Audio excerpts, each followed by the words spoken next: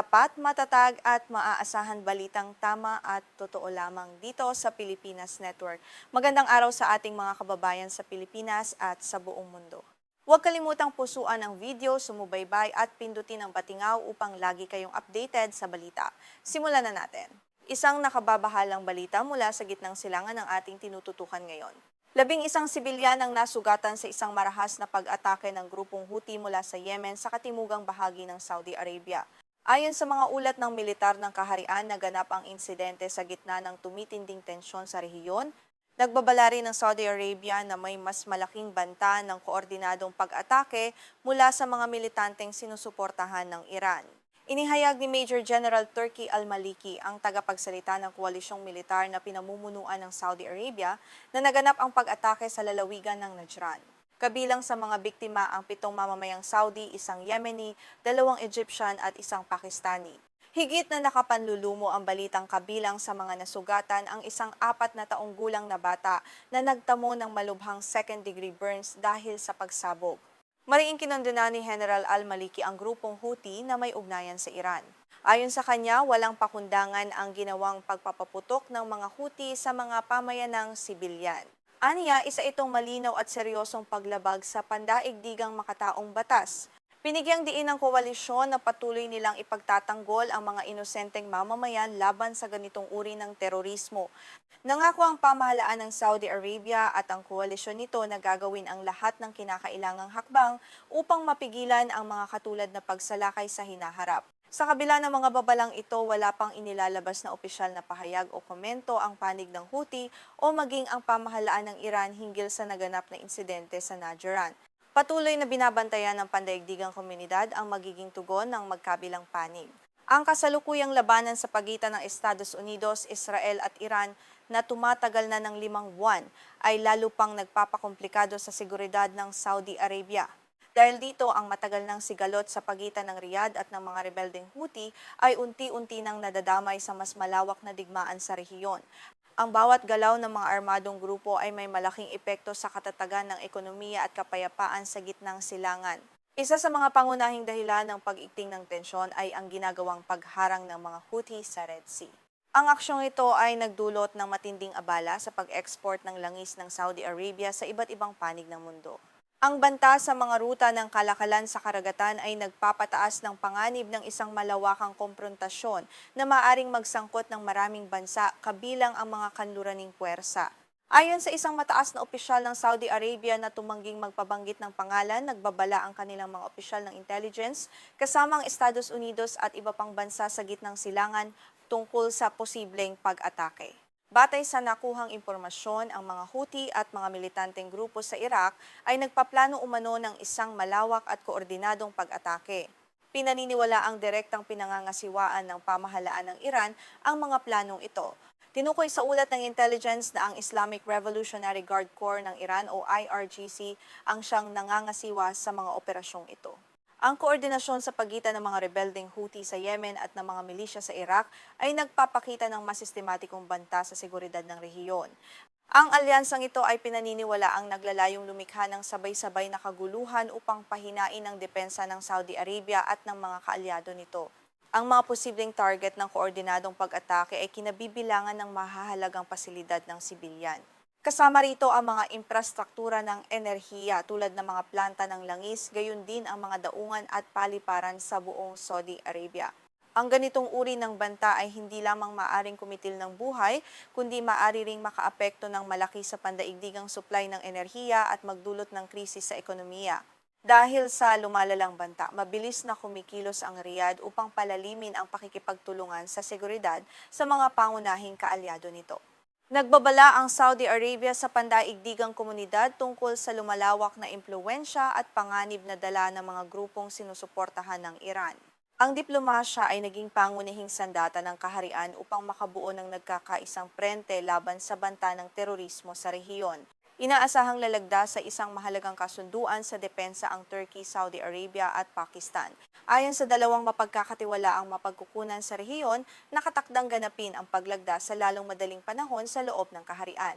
Bagamat wala pang inilalabas na kompletong detalye tungkol sa kasunduang ito, malinaw na layunin nitong palakasin ang kakayahang militar at pakikipagtulungang panseguridad ng tatlong bansa laban sa mga banta.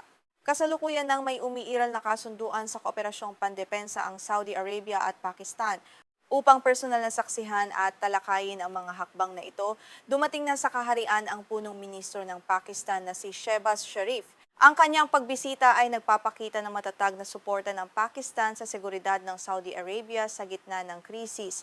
Inaasahan din ang pagdating ng iba pang mga pinuno sa rehiyon. Nakatakda ring dumating sa Saudi Arabia si Pangulong Recep Tayyip Erdogan ng Turkey upang makiisa sa mga pagpupulong. Ang presensya ng mga leader mula sa Turkey at Pakistan ay nagpapadala ng isang malakas na mensahe sa Iran at sa mga kaalyado nitong grupo.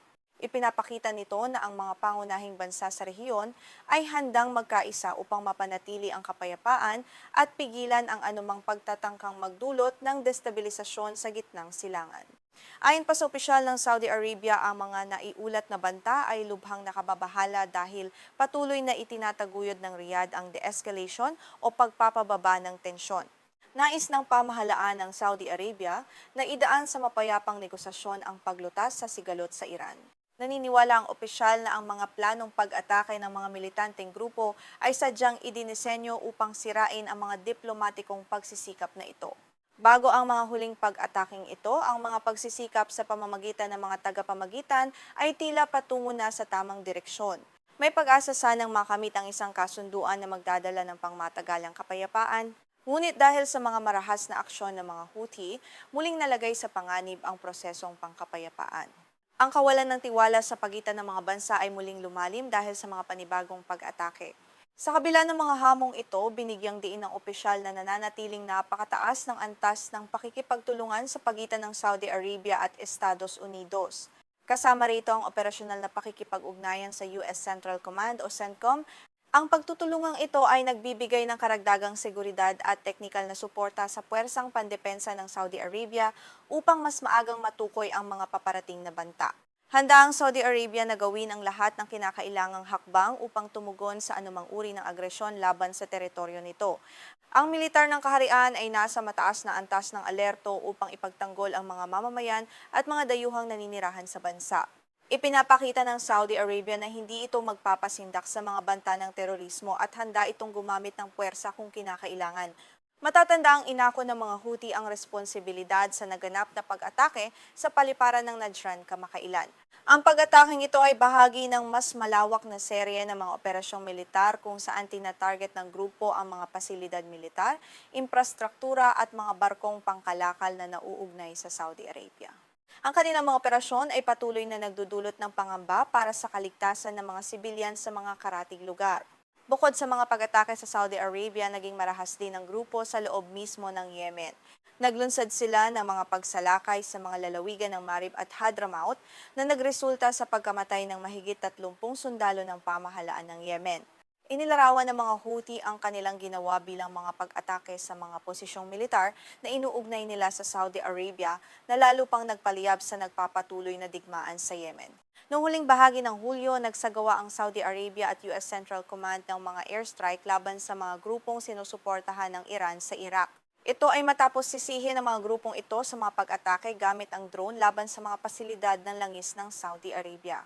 Bilang tugon, nagbanta ang mga milisya sa Iraq na gaganti sila sa mga pag-ataking ito. Patuloy nating babantayan ang mga susunod na kaganapan sa mainit at lubhang sensitibong rehiyong ito. Isang matapang na hakbang ang pinaplano ng Ukraine upang tapatan ang puwersa ng Russia.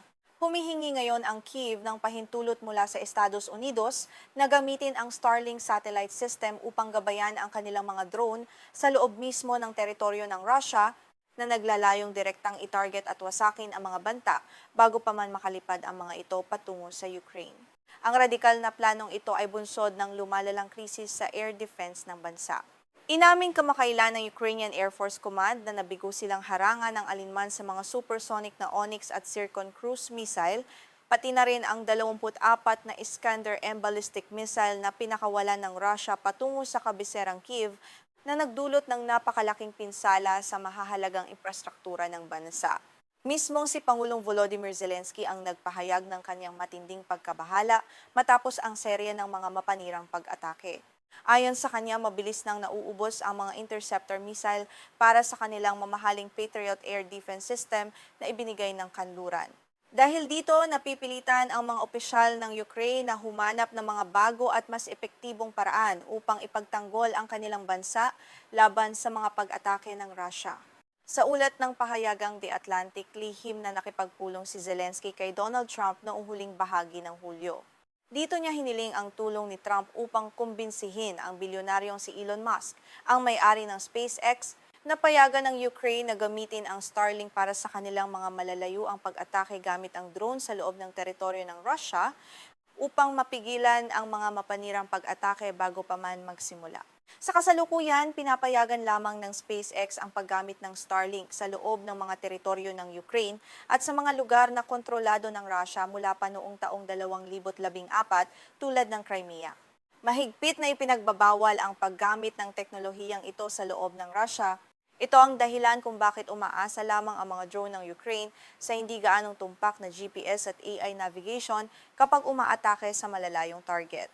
Bagamat epektibo ang GPS sa pag-target sa malalaking infrastruktura tulad ng mga imbakan ng langis, hindi ito sapat para sa maliliit at gumagalaw na target. Ipinaliwanag ni Zelensky kay Trump na kailangan ng kanilang militar ang Starlink dahil isa ito sa pinakatumpak na teknolohiya upang gabayan ang mga drone laban sa mga mobile ballistic missile launcher ng Russia na mabilis na naililipat ng lokasyon gamit ang mga truck ng militar. Ang mga mobile launcher na ito ay nakatago sa iba't ibang bahagi ng Russia at mahirap matunton ng walang real-time na koneksyon. Sa pamamagitan ng Starlink, magkakaroon ng mga piloto ng drone ng Ukraine ng matatag at mabilis na koneksyon sa internet upang kontrolin ang mga sasakyang panghimpapawid kahit daan-daang kilometro ang layo. Magbibigay ito sa kanila ng kakayahang wasakin ng mga launcher bago pa man mailunsad ang mga missile. Gayunpaman, hindi naging madali ang diplomatikong hakbang na ito para sa Ukraine. Ayon sa mga ulat, sinubukan ni Zelensky na makipagkita ng personal kay Elon Musk habang siya ay nasa Estados Unidos upang talakayin ang mahalagang planong ito. Ngunit sa kasamaang palad, tinanggihan ng bilyonaryong Amerikano ang imbitasyon ng Pangulo na nagpapakita ng kaniyang pag-atubili na mas malalim pang madamay sa digmaan sa rehiyon. Samantala, sinabi naman ni Donald Trump na pag-iisipan niya ang hiling ni Zelensky ngunit hindi muna nagbigay ng pinal na desisyon. Ayon sa mga pinagkukunan ng impormasyon, ang magiging pasya ni Trump ay nakasalalay sa kung makatutulong ba ang hakbang na ito upang mabilis na matapos ang labanan. Natatakot din ng ilang kampo na baka magdulot lamang ito ng mas matinding tensyon sa pagitan ng mga makapangyarihang bansa sa buong mundo. Binigyang diin ni Zelensky ang matinding pangangailangang mapigilan ang mga ballistic missile bago sumapit ang taglamig. Nangangamba ang Kyiv na muling targetin ng Russia ang kanilang electrical grid at mga sistema ng pagpainit na maaaring mag-iwan sa milyon-milyong mamamayan sa gitna ng matinding lamig. Kung walang malinaw na solusyon laban sa mga missile na ito, mahaharap ang Ukraine sa isang napakahirap na krisis sa mga darating na buwan. Sa halip na gumastos ng bilyon-bilyong dolyar sa pagharang sa mga missile, iminumungkahi ng Ukraine ang filosofiya ng pagsira sa mismong pinagmumulan ng mga ito. Ayon kay Denise Tylerman, isang eksperto sa paggawa ng drone sa Ukraine, mas epektibo at mas mura ang pag-atake sa mga launcher kaysa sa pagbili ng mga mamahaling Patriot missile. Inilarawan niya ito bilang pag-atake sa mismong mamamana sa halip na saluhin ang mga palasok. Sa kasalukuyan, ginagamit na ng militar ng Ukraine ang mga drone na may Starlink upang lumikha ng tinatawag na mga dead zone sa kahabaan ng frontline. Ito ay mga lugar na may lawak na 10 kilometro kung saan halos walang sundalo ng Russia ang makakapasok nang hindi nanganganib na atakihin ng mga drone. Ang tagumpay na ito ang nais palawakin ng Ukraine sa mas malawak pang bahagi ng teritoryo ng kalaban upang maprotektahan ang kanilang bansa. Ayon sa kumpanyang Farpoint, may kakayahan ang kanilang teknolohiya na palawakin ang mga dead zone na ito hanggang 500 kilometro at umabot pa nga sa rehiyon ng Siberia kung papayagan lamang silang gamitin ang Starlink sa loob ng Russia. Naniniwala sila na ang teknolohiyang ito ang maaring magpabago sa takbo ng digmaan, ngunit marami pa ring hadlang ang kailangang malampasan bago ito maisakatuparan ng pamahalaan. Isa sa pinakamalaking hadlang ay ang kamakailang balasahan sa gobyerno ng Ukraine. Ang pagkakatanggal kay Mikhailo Fedorov, ang dating ministro na may direktang linya at malapit na ugnayan kay Elon Musk, ay nagdulot ng malaking dagok Si Fedorov ang pangunahing tulay ng Ukraine sa SpaceX at ang kaniyang pag-alis ay nangangahulugan ng pagkawala ng isa sa pinakamahalagang kontak ng bansa para sa mga negosasyong ito sa gitna ng digmaan. Bago siya natanggal sa pwesto, aktibong nakikipag-ugnayan si Fedorov kay Musk upang hilingin ang paggamit ng Starlink sa loob ng Russia. Tiniyak umano ni Musk na posibleng maibigay ang pahintulot kung papayag si Donald Trump. Ngunit dahil sa biglaang pagbabago sa gabinete ng Ukraine, naputol ang mahalagang komunikasyong ito na naglagay sa buong plano sa malaking kawalan ng katiyakan.